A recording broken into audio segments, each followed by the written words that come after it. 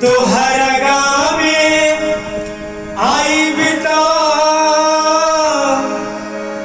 बोलैबू कि ना हर तोहर गाँव में आई बिता बोलैबू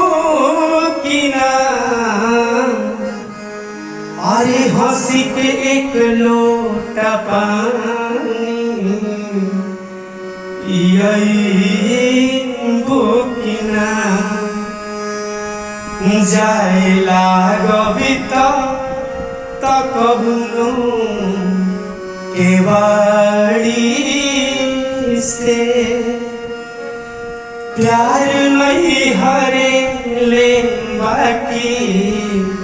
ससुरारी।